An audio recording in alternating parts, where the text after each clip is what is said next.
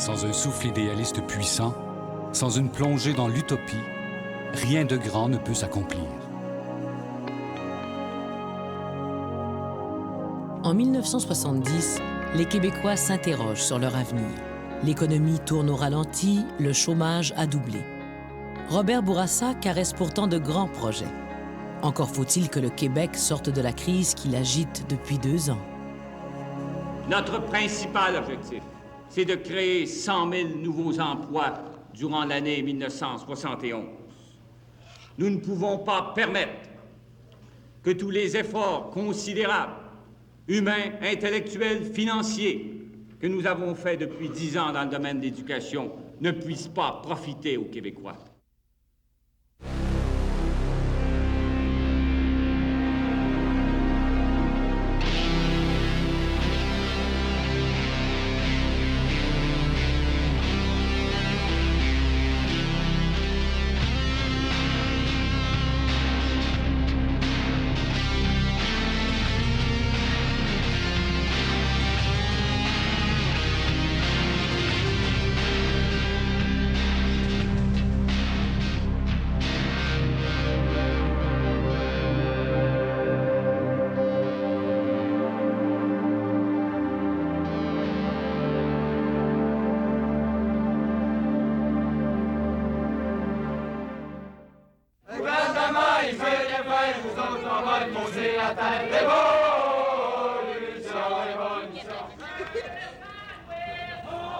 Dans un climat de tension sociale extrême, Jean-Jacques Bertrand déclenche des élections générales au printemps de 1970. Mais depuis 2 ans, son parti semble dépassé et n'a que la répression et la peur à offrir aux Québécois. Si vous ne voulez pas que nous connaissions ce que certains pays ont connu à la suite de contestations sociales, vous devez élire le 29 avril un gouvernement fort, majoritaire, avec un mandat.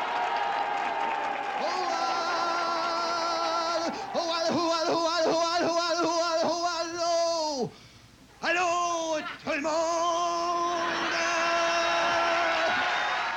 En pleine campagne électorale, 4000 personnes sont réunies à la salle du Jésus pour entendre des poètes et des artistes chanter la révolte et la liberté.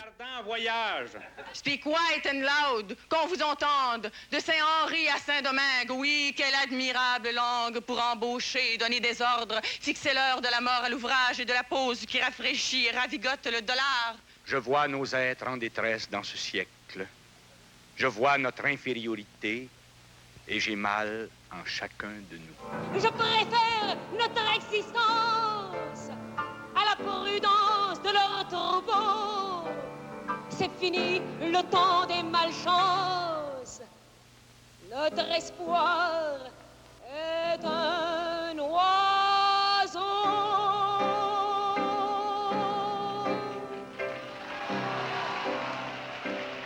Les envolées poétiques du Jésus n'exercent aucune influence sur la campagne électorale de 1970, qui reste prosaïque. 2 visions du Québec s'affrontent, créer un pays ou créer des emplois. Mes chers amis, la fierté du Québec, la fierté d'être québécois, c'est plus qu'une question de drapeau, c'est plus qu'une question de représentation dans les ambassades.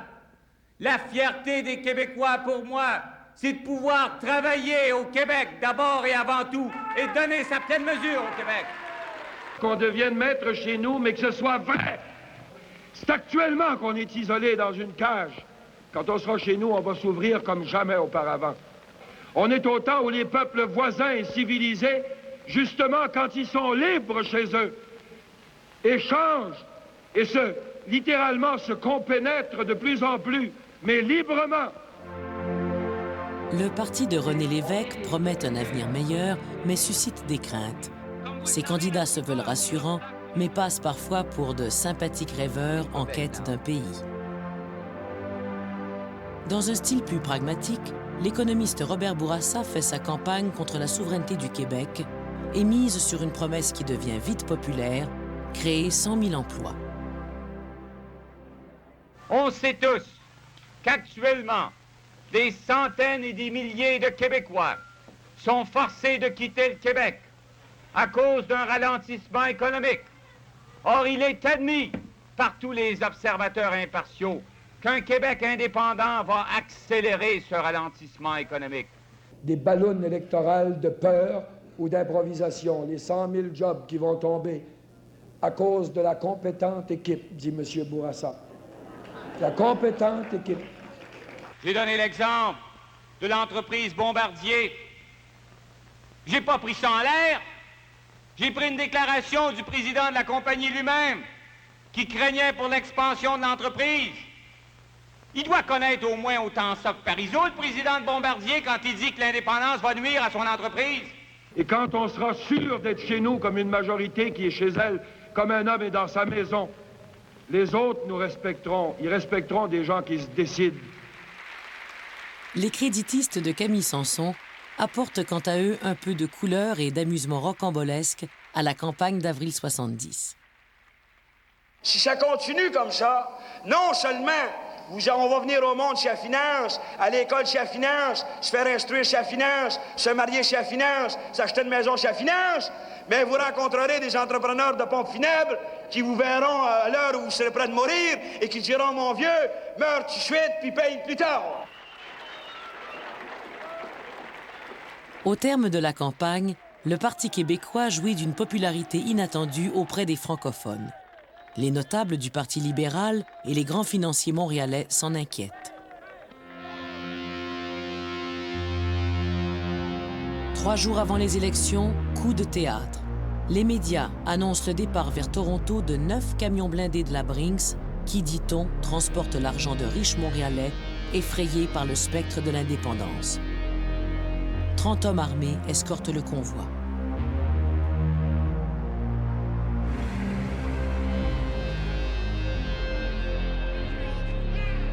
Voilà un geste bien calculé de la part des libéraux pour effrayer les Québécois encore peu rompus en 70 aux véritables règles du jeu en économie.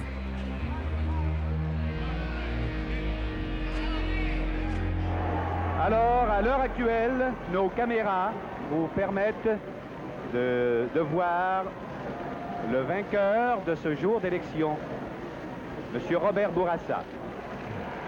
Avec à peine 45% du vote, les libéraux raflent 72 des 108 sièges à l'Assemblée nationale. Robert Bourassa est élu premier ministre et déloge l'Union nationale de Jean-Jacques Bertrand. De leur côté, les créditistes remportent tout de même 12 sièges, mais ne proposent aucune alliance avec les autres partis. C'est confirmé la défaite de René Lévesque dans le comté de Laurier.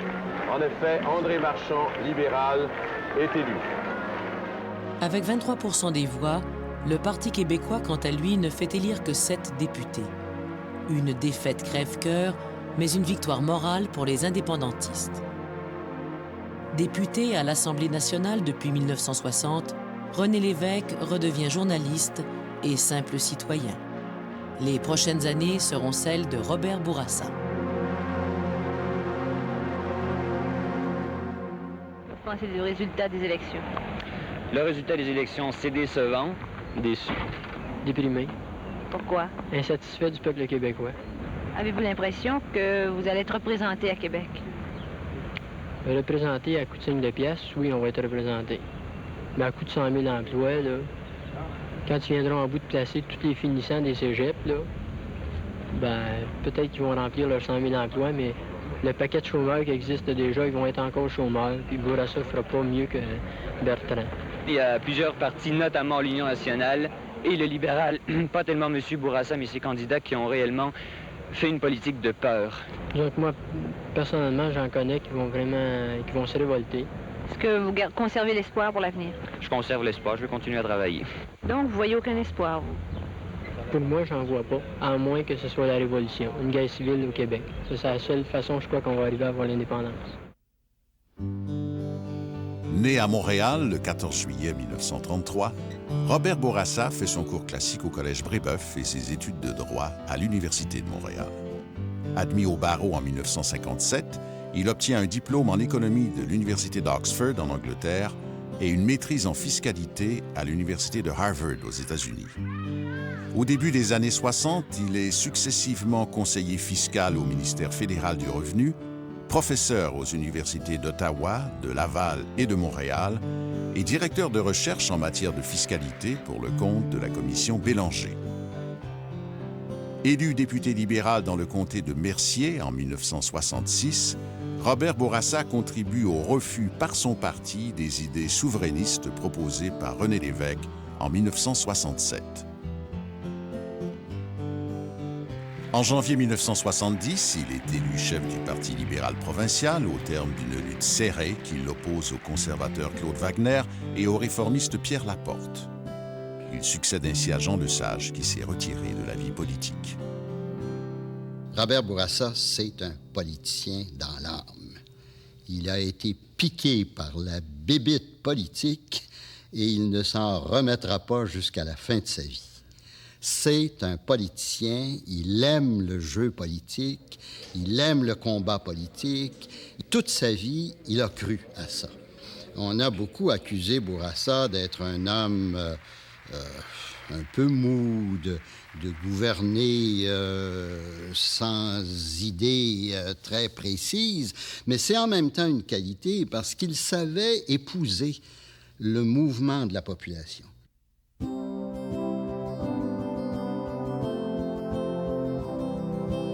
Âgé à peine de 36 ans, le nouveau premier ministre hérite d'un Québec en crise difficile à gouverner.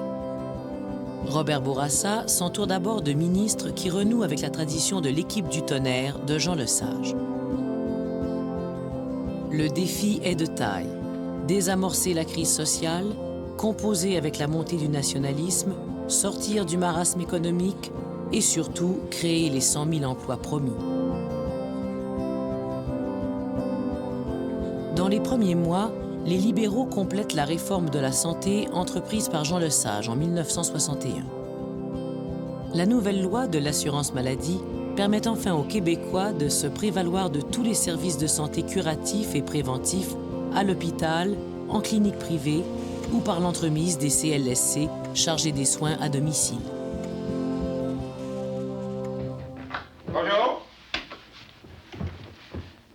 Les exercices là, que vous avez fait faire, les faites-vous tout le temps? Je vais de temps en temps. Ouais. Pas tout le temps. On manque des soirs? C'est-tu votre femme qui vous dérange? Non. Non? Placée dans le porte-monnaie avec les cartes de crédit, la généreuse Castonguette fait son entrée dans les mœurs québécoises.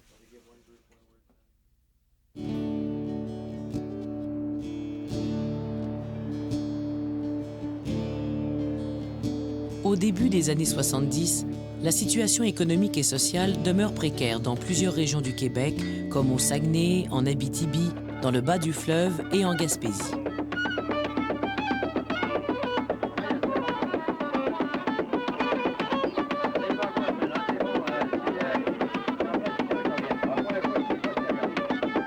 Malgré cela, les Québécois gardent le moral. Le sens de la fête demeure bien vivant. 8 bid, 9 I got, give me $10, 9 bid, give me 10, 9 bills, 10 I got. G bills of air, 9 bid, 10, give me 11, G bills of Elmont, no, 9 bid, 10, give me 11. Give me $10. What's on GPS? Give me 5. Mais avec l'explosion des coûts de production agricole et l'exode des baby-boomers vers la ville, le monde rural traditionnel dépérit rapidement.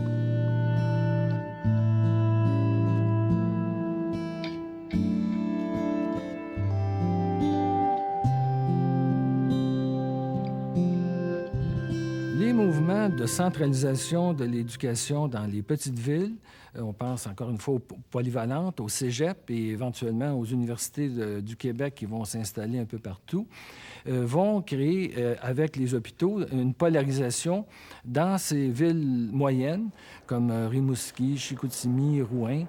Et les milieux ruraux vont subsister. L'agriculture, là où elle est vivable, va se consolider sur certaines fermes à partir de moins d'agriculteurs. Et on va aussi observer dans ces milieux ruraux-là des gens qui habitent là, mais qui travaillent dans les villes régionales. Dans les grands centres urbains également, les conditions de vie deviennent plus difficiles. Au début des années 70, 2 conflits incarnent de façon exemplaire l'atmosphère de crise qui caractérise l'arrivée au pouvoir des libéraux.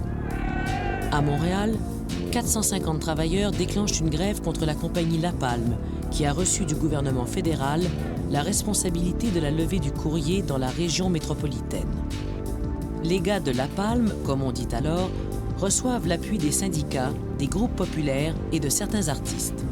Ceux-ci dénoncent l'attitude méprisante de Pierre Elliott Trudeau à l'égard de travailleurs qui se battent pour leur emploi et la survie de l'entreprise. Le recours à des briseurs de grève envenime le conflit et provoque de nombreux actes de violence. Une véritable atmosphère de guérilla urbaine s'installe à Montréal. Nous avons besoin de faire respecter dans ce pays au moins la dignité des hommes, si les autres veulent uniquement la dignité de l'argent. Dans la conjoncture difficile du début des années 70, un autre conflit fait grand bruit.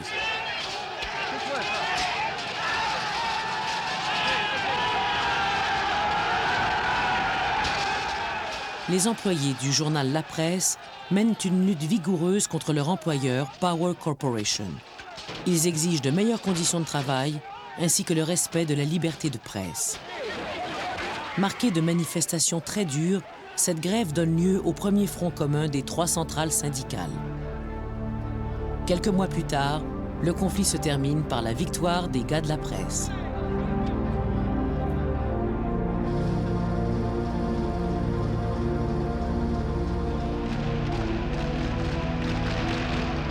Dans ce contexte, les 3 centrales syndicales abandonnent leur rivalité et choisissent désormais de s'unir face au gouvernement sur les grandes questions sociales et économiques.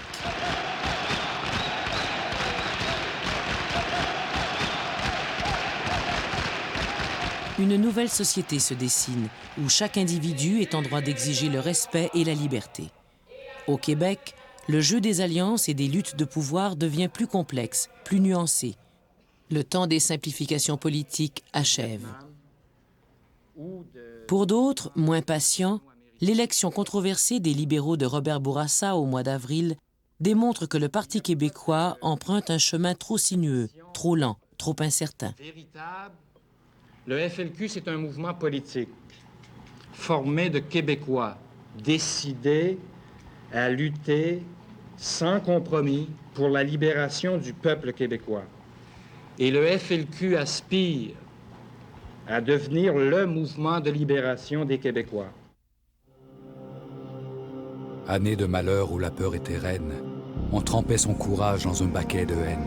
Qu'à cela ne vache, qu'à cela ne chienne, ce fleuve de douleur apporta la révolte.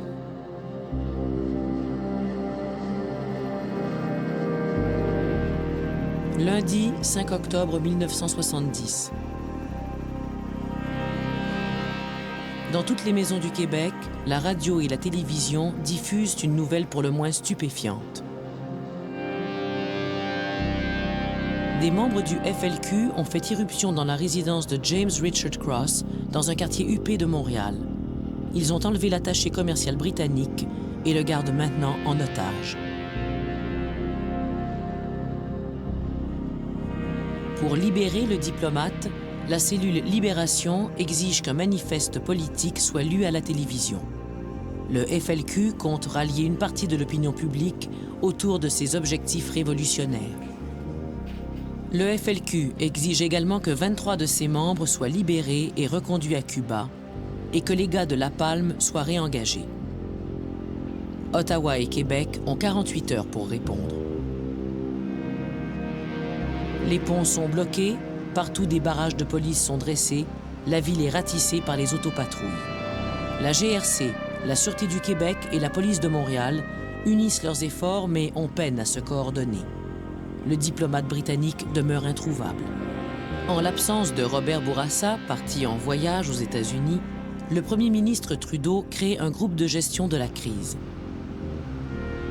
Ottawa entend faire preuve de fermeté. Mais pour gagner du temps, le gouvernement laisse entendre qu'il est prêt à négocier avec le FLQ et autorise la diffusion du manifeste. Inquiets mais curieux, les Québécois écoutent la voix monocorde du FLQ sur les ondes de Radio-Canada. Front de libération du Québec, manifeste. Le Front de libération du Québec n'est pas le Messie, ni un Robin des Bois des temps modernes. C'est un regroupement de travailleurs québécois qui sont décidés à tout mettre en œuvre pour que le peuple du Québec prenne définitivement en main son destin. Le Front de libération du Québec veut l'indépendance totale des Québécois. Après la diffusion réussie de leur manifeste, les ravisseurs acceptent de reporter l'échéance pour permettre aux négociations d'aboutir. À la fin du nouveau délai, le ministre Jérôme Choquette annonce qu'il n'y a pas d'entente possible avec la cellule Libération. Les Québécois retiennent leur souffle. Qu'arrivera-t-il aux diplomates britanniques? Coup d'éclat sur la rive sud. Le ministre Pierre Laporte est à son tour enlevé par une autre cellule du FLQ, la cellule Chénier, 20 minutes après la conférence de presse de Jérôme Choquette. Une fièvre s'empare aussitôt des médias. Le Québec tout entier frissonne.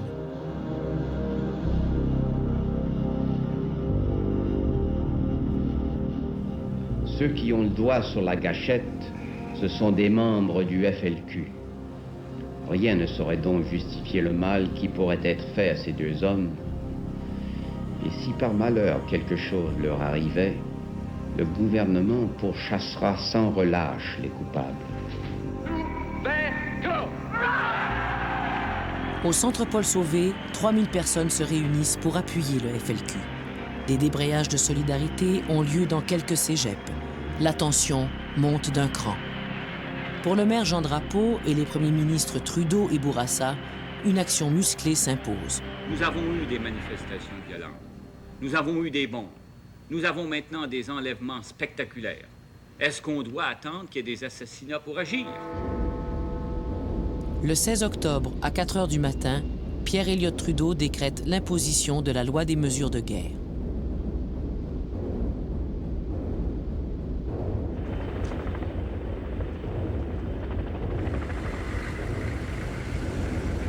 Les libertés civiles sont suspendues sur tout le territoire.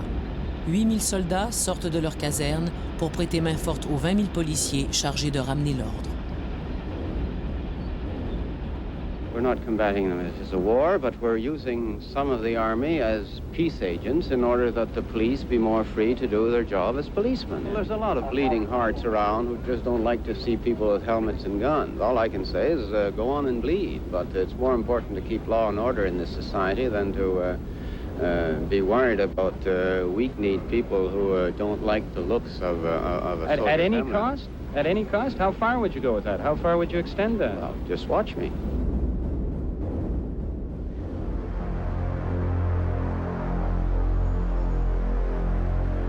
Des listes de suspects sont préparées par les policiers et révisées par les ministres. On voit des felkistes partout, la suspicion s'installe. 500 personnes sont arrêtées, parfois brutalement, sans pouvoir contacter leur famille ou un avocat. Ainsi, de simples syndicalistes, journalistes, artistes et étudiants sont détenus et interrogés pendant plusieurs jours sans être accusés de quoi que ce soit. Le gouvernement fédéral a décidé à ce moment-là qu'il fallait frapper un grand coup, créer un espèce de choc psychologique, parce que là, la situation commençait à lui échapper. Et la loi des mesures de guerre a été invoquée exactement pour ça. On sait très, très bien que c'était pour remettre le Québec à sa place à cette époque-là. Et on a trouvé tous les prétextes. Par exemple, la fameuse histoire qu'on craignait un gouvernement parallèle ou un coup d'État qui aurait pu être fomenté au Québec. On aurait pu renverser le gouvernement Bourassa. Tous les prétextes ont été utilisés après pour essayer de justifier cette mesure-là. Devant le durcissement des autorités, 16 personnalités de différents milieux demandent au gouvernement Bourassa de négocier avec le FLQ afin de libérer le diplomate et le ministre. Le Québec n'a plus de gouvernement. Le tronçon d'État dont nous disposions a été balayé au premier vrai coup dur. Le cabinet Bourassa a évidemment passé la main et n'est plus que le pantin des dirigeants fédéraux. Il est maintenant 5h20, le dernier délai est fixé à 10h ce soir. Je répète ce qui était dit, c'est d'ici 10h ce soir, les deux gouvernements n'ont pas répondu favorablement aux 7 conditions du FLQ. Le ministre Laporte sera exécuté. Est-ce que vous avez une copie du... Oui, j'ai le début du... Mais face à la ligne dure adoptée par Ottawa et Québec, des membres de la cellule Chénier prennent sur eux d'exécuter le ministre Laporte.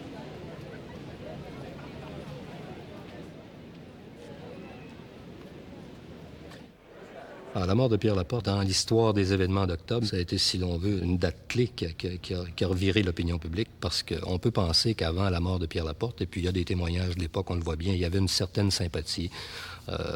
Après la lecture du manifeste du FLQ à Radio-Canada, il y avait quand même une certaine sympathie de l'opinion publique pour les revendications du FLQ, pour la cause du FLQ, pour l'indépendance du Québec, tout ça. Mais aussitôt que Pierre Laporte, évidemment, a été tué, les gens ont vu que ça allait... c'est à des gestes comme ceux-là que ça pouvait conduire. Et puis, même si la loi des mesures de guerre, par exemple, avait été décrétée la veille, les gens auraient pu dire la loi des mesures de guerre, ça va trop loin. C'est excessif de la part du gouvernement fédéral, mais la mort de Pierre Laporte a pratiquement justifié l'utilisation de mesures comme celle-là. En tout cas, dans l'opinion publique, il y a un amalgame qui s'est fait, puis on s'est dit, ben voilà, ça va beaucoup trop loin. Ceux qui, froidement et délibérément, ont exécuté M. Laporte sont des êtres inhumains. Ils ont importé ici, dans une société qui ne le justifie absolument pas, un fanatisme glacial et des méthodes de chantage à l'assassinat qui sont celles d'une jungle sans issue. Si leur sauvagerie reflétait si peu que ce soit le vrai Québec, on voudrait s'en aller à jamais le plus loin possible. On ne peut que leur souhaiter le pire des châtiments, de vivre assez longtemps pour voir qu'ils ne représentent rien ni personne de valable, que leurs gestes étaient non seulement criminels, mais insensés. 6 semaines après ces événements tragiques, les membres de la cellule Libération relâchent le diplomate Cross et sont promptement déportés à Cuba.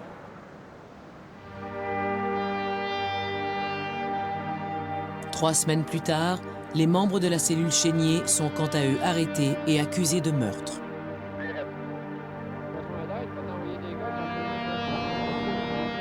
« 2000 militaires canadiens restent au Québec jusqu'en janvier 71. À toute fin utile, le FLQ disparaît de la scène politique québécoise.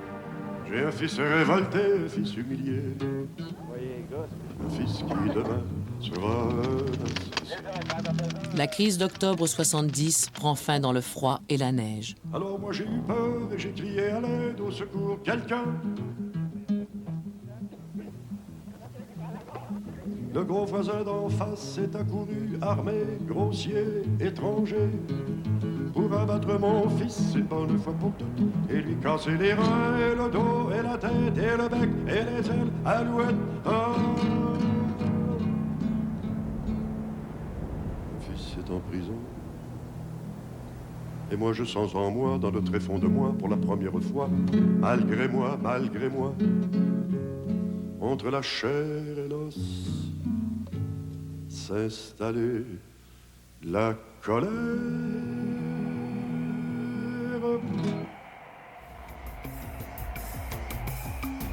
C'est maintenant dans la taïga que se joue l'avenir de la Révolution tranquille.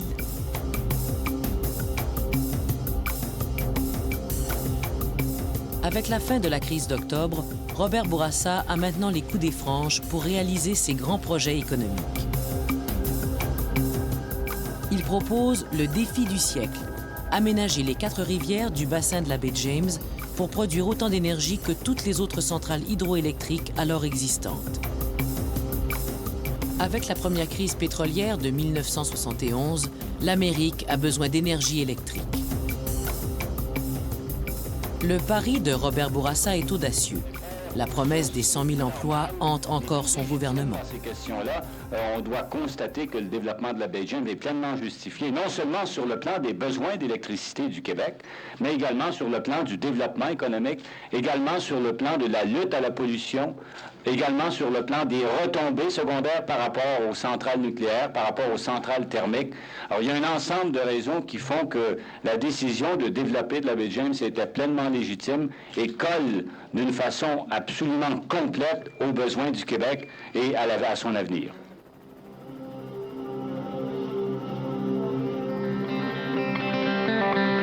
Comme à l'époque de leurs ancêtres, à la conquête des grands espaces d'Amérique, les Québécois se font pionniers et se lancent maintenant à l'assaut d'un territoire gigantesque. Mais au bout de la route, une autre nation les attend.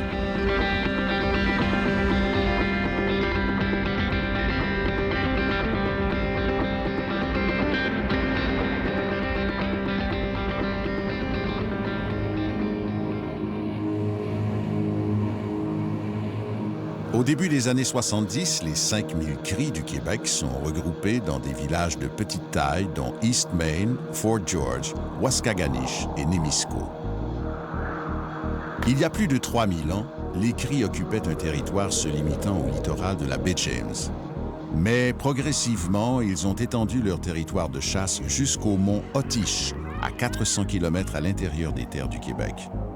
Ils se déploient maintenant dans un pays aussi étendu que la France, où lacs, rivières et marécages couvrent plus de 125 000 km² jusqu'aux confins de l'Abitibi. Les cris ont longtemps joué un rôle important comme trappeurs de la compagnie de la baie d'Hudson, à qui appartenait jusqu'au début du 20e siècle tout le Grand Nord québécois. Même s'ils pratiquent la chasse et la pêche, les cris dépendent en grande partie pour leur survie de leur commerce avec les Blancs. Ces contacts commerciaux réguliers leur ont permis de maîtriser plusieurs technologies utiles au renforcement de leur mode de vie, dont les armes à feu et les modes de transport rapides. À la suite du développement hydroélectrique de leur territoire, les cris jouissent d'une autonomie importante, notamment dans les domaines de l'éducation, de la culture, des infrastructures routières, de l'administration de la justice et des services de santé. Une véritable révolution tranquille à la façon du Grand Nord.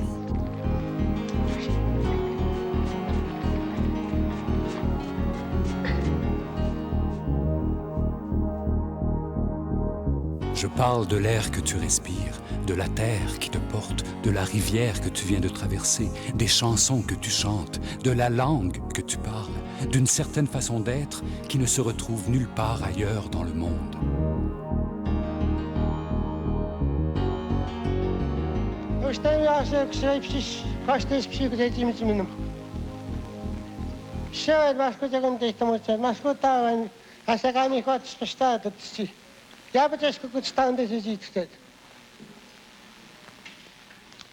Le projet de la baie James commence à prendre forme. Les cris s'en inquiètent et font entendre leurs doléances devant une cour de justice qui ordonne l'arrêt des travaux pendant quelques jours. Après 2 ans de négociations, Québec et Ottawa signent une entente avec le Grand Conseil des cris qui prévoit le versement d'une somme de 225 millions de dollars et une certaine forme d'autonomie des cris sur leur territoire. Le rêve de Robert Bourassa peut enfin devenir réalité.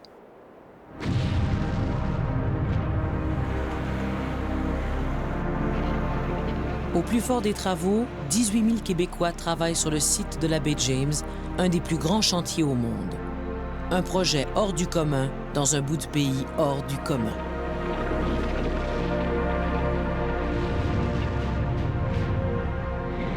Dans cette contrée où la nature est infiniment hostile à l'homme, tout prend des proportions colossales.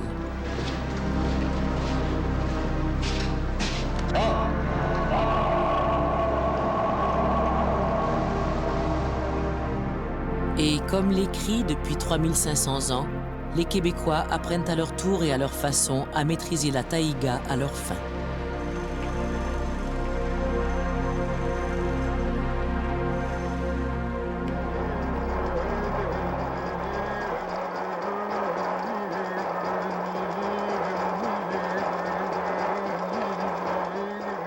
La vie à la baie James ne sera plus jamais comme avant.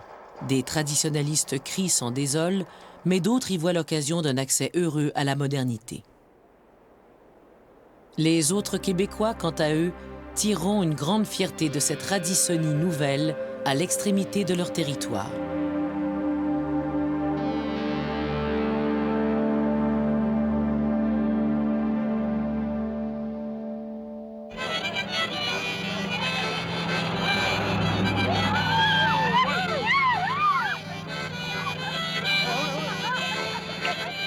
En 1972, 250 000 Québécois travaillent dans les services publics comme les écoles, les hôpitaux, Hydro-Québec ou les différents ministères provinciaux. Les travailleurs de l'État exigent maintenant un salaire minimum de 100 $ par semaine et la liberté de négocier leurs conditions de travail. Ce que nous voulons, c'est une convention collective, pas une convention collective imposée, une convention collective véritablement négociée. C'est ça que nous voulons. On prendra le temps qu'il faudra. On va négocier les conventions qu'on voudra.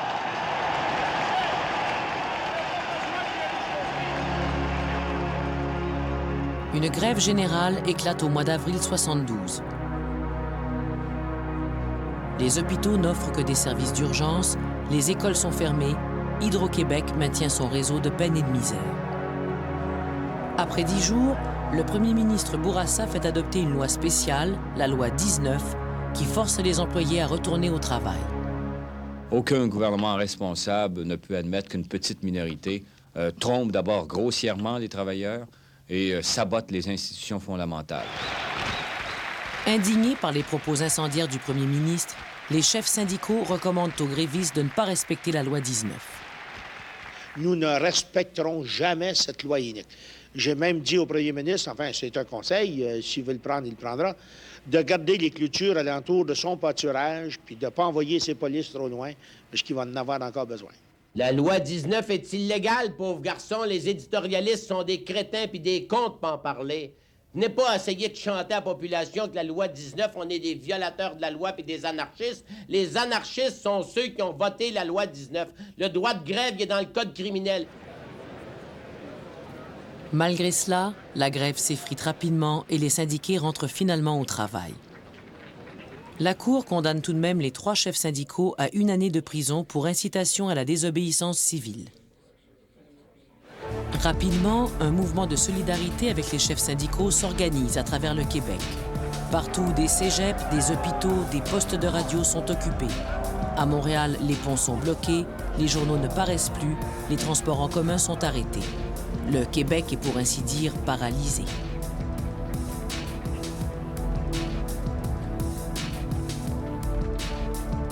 La solidarité des travailleurs atteint toutefois ses limites et le tribunal maintient l'ordre d'emprisonnement. Yvon Charbonneau, Louis Laberge et Marcel Pépin doivent se livrer à la justice. Les travailleurs s'en souviendront lors des prochaines élections.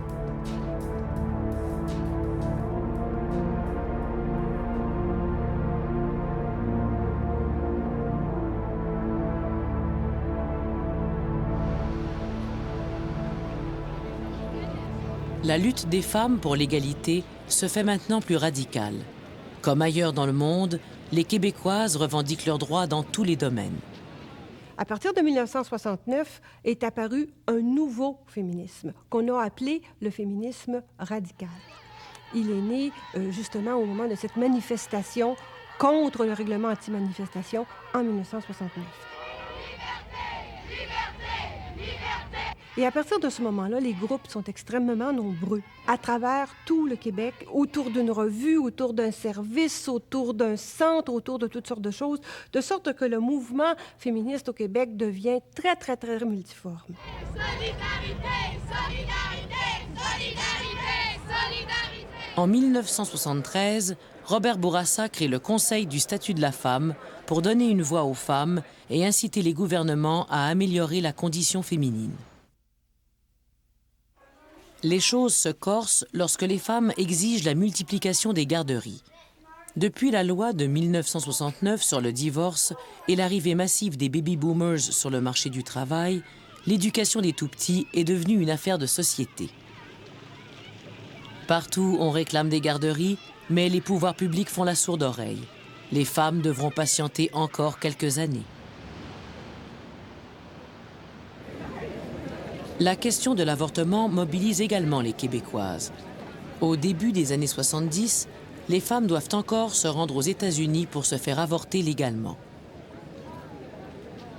Des Québécoises de toutes les régions exigent maintenant que l'avortement devienne accessible à toutes, sans contrainte médicale ou juridique. C'est le début de l'affaire Henri Morgenthaler, ce médecin montréalais qui ouvre des cliniques d'avortement partout au pays. Une saga juridique qui soulève des conflits passionnés et qui durera près de 10 ans. J'étais celle qui attend, mais je peux marcher devant. J'étais la bûcher, le feu, l'incendie aussi je peux. J'étais la déesse mère, mais je n'étais que poussière. J'étais le sol sous vos pas et je ne le savais pas. Mais un jour la terre s'ouvre et le volcan n'en peut plus. Le sol se renfend, découvre des richesses inconnues. La mer à son tour divague de violence inemployée. Me voilà comme une vague, vous ne serez pas noyé.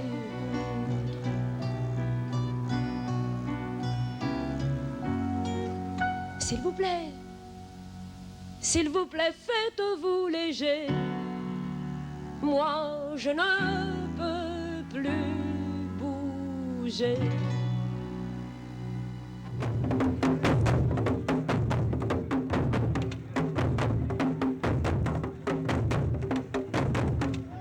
À la Super Franco-Fête de 1974, des invités de 26 pays sont réunis dans la vieille capitale où la diversité culturelle est mise à l'honneur. Au cours des 15 dernières années de parcours parfois laborieux, les Québécois ont acquis une grande assurance et veulent maintenant affirmer leur identité nouvelle. Pendant 10 jours, Québec devient la capitale mondiale de la francophonie. Français, Vietnamiens, Acadiens, Africains, Arabes et Québécois fraternisent dans une atmosphère bon enfant.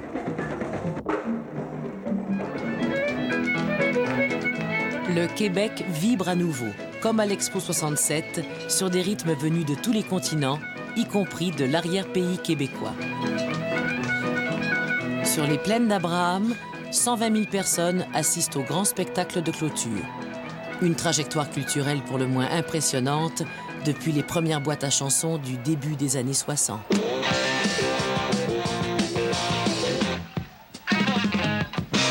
Tout ça a commencé sur les plaines d'Abraham. La chicane m'a pogné, t'as mangé, t'as volé. Puis depuis ces temps-là, t'as pas beaucoup changé. Je trouve bien magané, puis encore bien pogné. En 2 joints, tu pourrais faire quelque chose. En 2 joints, tu pourras griller le cul. La Super Franco-Fête rappelle une fois de plus que les Québécois de langue française tiennent à leur culture et à leur langue. Alors, parlons un peu des néo-québécois, juste une seconde, à propos de votre liberté, là, parce qu'ils s'en préoccupent. Ils sont déchirés dans notre société actuellement. Ils sont pas libres, ils se font manipuler continuellement. Parce qu'il y a la pression de la société majoritaire au Québec, c'est nous autres, c'est les gens de langue française, qui voudraient les avoir avec nous.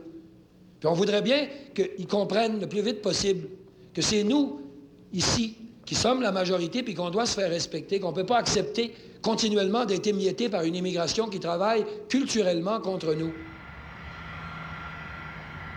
Depuis la crise de Saint-Léonard, en 1969, le maintien de la langue française comme langue d'usage est devenu un enjeu de société et un enjeu électoral. Nous apprenons le français. Est-ce qu'elle apprend le français? Elle apprend le français. C'est vrai? Après l'impasse de la loi 63 qui a laissé un goût amer aux francophones, une nouvelle loi linguistique semble s'imposer. Robert Bourassa va, à ce moment-là, lui aussi, faire sa petite loi. Alors, ce sera la 3e loi linguistique du Québec, qu'on appellera la loi 22.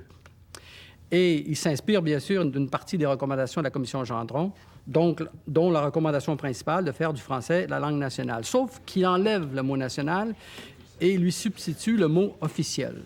Alors, dans le texte, on dit que le français est la langue officielle du Québec.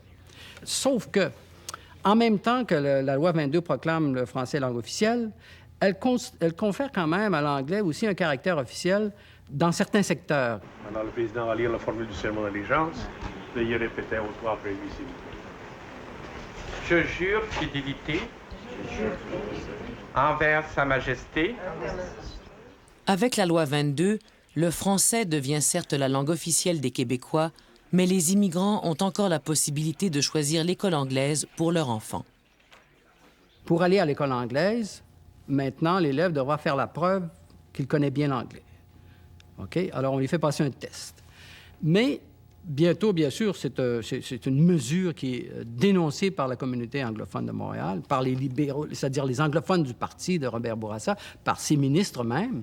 Ce qui est étonnant avec cette loi 22, c'est que Robert Bourassa a réussi, si vous voulez, à s'aliéner tout le monde. Robert Bourassa tente de concilier l'inconciliable. Une tâche utopique dans le Québec des années 70, alors que beaucoup de Québécois ont le goût d'appartenance à un pays francophone.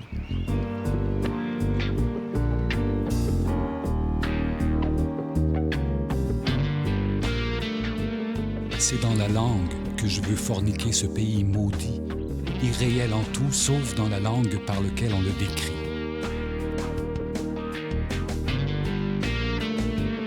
Depuis 1970, le chômage a augmenté et le coût de la vie a grimpé en flèche. La promesse des 100 000 emplois n'a finalement pas été tenue. Avec la loi des mesures de guerre en 70, la loi 19 contre les syndiqués en 72 et maintenant la loi 22, Robert Bourassa n'a plus la cote des électeurs.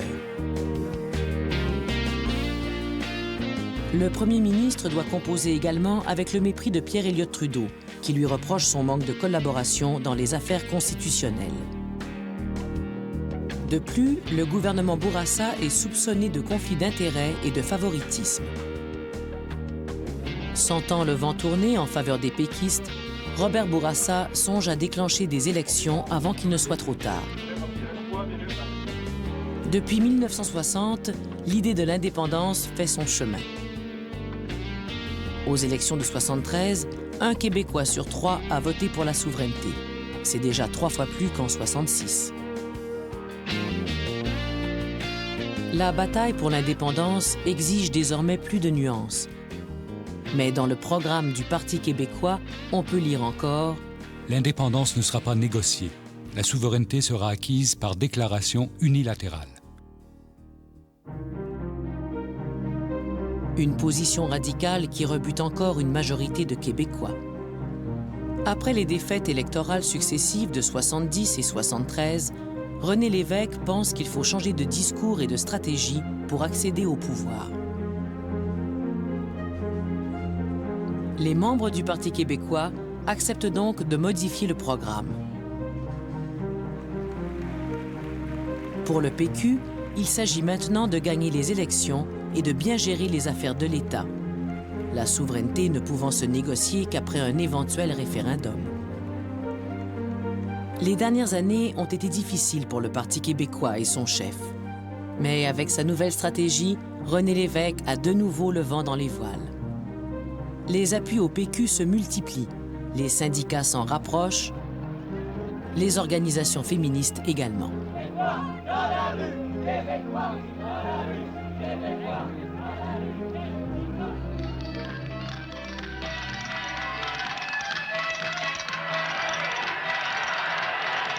C'est la fête de la Saint-Jean. Mais depuis quelques années, la fête a changé. Le peuple ne regarde plus le défilé, il est devenu lui-même un défilé.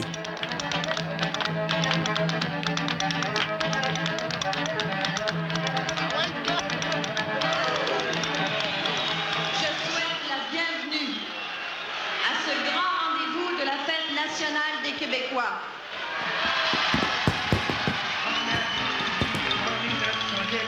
Mon pays, oh, oh, oh, oh, oh, oh,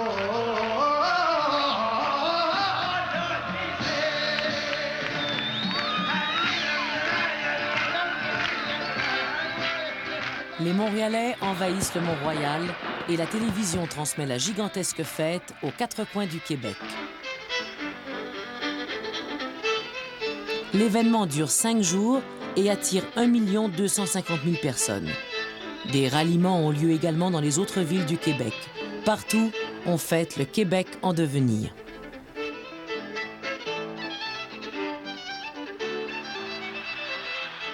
Répétez après moi. Je fais le serment solennel que pour la survie de la nation, à partir de maintenant et pour un an, je parlerai français seulement. Eh bien, le problème de la langue est réglé, mesdames et messieurs. Pour certains, la fête nationale porte également un projet politique.